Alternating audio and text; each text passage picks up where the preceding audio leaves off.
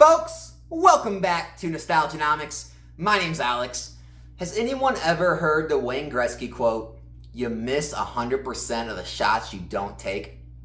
Now, obviously, he was talking about hockey, but I think that makes perfect sense when it comes to investing.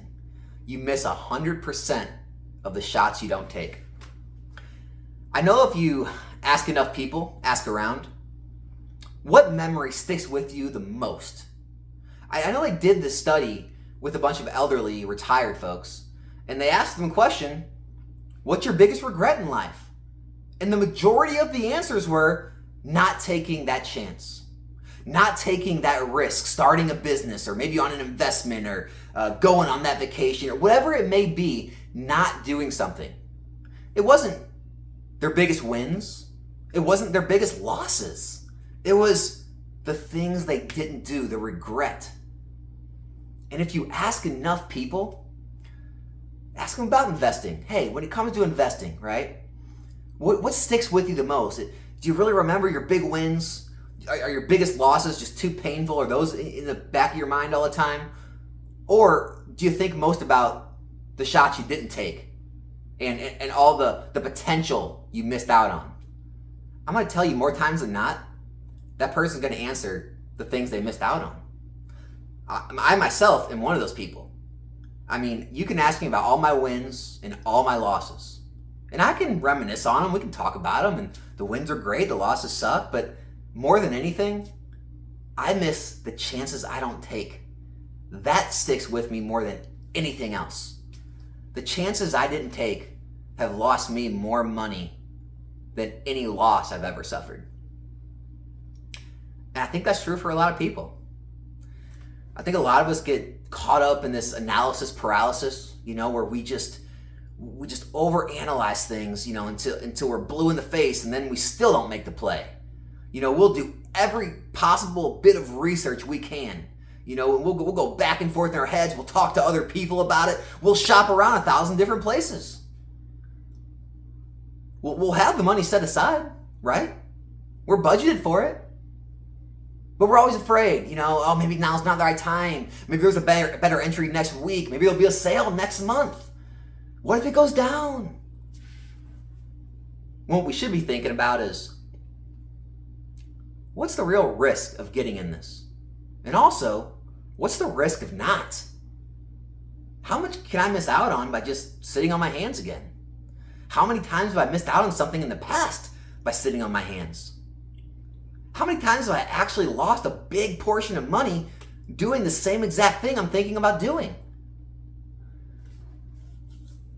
Guys, look, I'm not telling you to FOMO, right? Fear of missing out. I'm not telling you to run out and open credit cards and max them out or spend money you don't have. And as always, this isn't financial advice. I'm no financial advisor. I have no degrees and licenses to be talking to you about finances. But I know for myself, if I'm in a good, stable position in my life, my bills are paid, maybe you're paying a little extra on your mortgage, you're already putting money into tax advantage accounts, taking advantage of company match 401ks or Roths. You got everything else in your life in place. Maybe you already have entertainment money set aside to go and enjoy yourself. And after all that, you still have another chunk of money each month that you want to put to work. You want to get a little riskier with. You want to try to get ahead instead of that regular 8 to 12% you get in your 401k or Roth IRA or IRAs or S&Ps. And you're budgeted for it and you can afford to do it. And you're ready to put that money to work. But you're just frozen in fear. That's what I'm talking about. It's time to take that jump, take that leap, take that shot so you don't miss 100%. Because you will miss if you don't take it. And the funny thing is, even when you do get in early and there's a reprint or, there's a sale the next week, you could have gotten cheaper or, the market does turn and things go down. Even when those things happen, I still feel like 9 times out of 10, maybe 10 times out of 10 for some people, the losses that you go through for a short amount of time don't even come close, don't even compare to the gains you missed out on by not making so many plays. And I'm not talking about anything specific right now.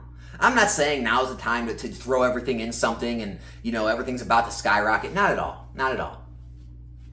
But I just know so many people, they just think so long and hard. They beat themselves up. They exhaust their brains. They get so much garbage in their head that it runs them down. And then, you go to sleep, you wake up, you go through it all the next day, and 2, 3, 4 weeks go by, a couple of months go by, you never make the play, you look at the product and say, all right, I'm finally ready. You look at it, and it's 10, 20, 30, 40, sometimes 50, 100% up in this market. And you miss another one, and then you're back to the drawing board. And this happens all too often. I know myself, I've probably missed out by not making plays on more gains than I've made in my entire life through all forms of investing, whether it be the stock market, Pokemon cards, any other alternative assets or collectibles. I've missed out on plays where I had the money. I had it there. The play was right in front of me. All I had to do was click buy, and I didn't. I've missed out on more gains that way than gains I've even made or losses I've even suffered. And it just dawns on me that if I would just make every single play that I believe in without overthinking it, I'd be so much better off. Now look, I get it. I'm not trying to make any unrealistic promises here. It may be different for you. Maybe you're not doing enough research. Maybe you're not doing enough due diligence. Maybe you are looking at the wrong things. I don't know. I'm not saying everything's going to work out. But if you know what you're doing, you're making strategic plays, and you do have a good risk analysis in place, and you are running the numbers to where you're taking plays with limited downside risks and a higher ratio of upside potential, usually things are going to work out for the better. And really all it is just getting in the game. It's just getting in the game and making a play. So that's my challenge to everyone out there. If anyone out there has been sitting on the sidelines, and again, you're in a good financial position, right? You're stable. You got your bills paid. You're investing in other places. You have money for entertainment. You're doing good in life, and you have money left over after the fact that you're really wanting to put to work somewhere. I challenge you to make those plays. Make those plays you've been thinking about and talking to people in the community about, talking to your friends about, talking to your family about, thinking about when you go to bed, thinking about when you're scrolling through eBay and it's still on your watch list, and make that play. Get in the game. See how it performs in the next month, 6 months, a year, 2 years. And guess what? As things start to go your way, as you make those gains, it makes you more confident to make more plays and more plays. And guess what? Once you start making more and more plays and you realize more and more gains, whenever you do finally suffer that loss or 2 losses, it doesn't hurt as bad because you already had so many gains stacked up, or you're already in so many things that you have unrealized gains in already that the losses don't hurt as bad. Or maybe you can hold the losses a little longer, especially if you don't need the money right away. That's my challenge to everyone out there. Make the play. Hope this helps. Hope you enjoyed the video. My name's Alex. This is Nostalgianomics. If you enjoyed this, consider subscribing to the channel.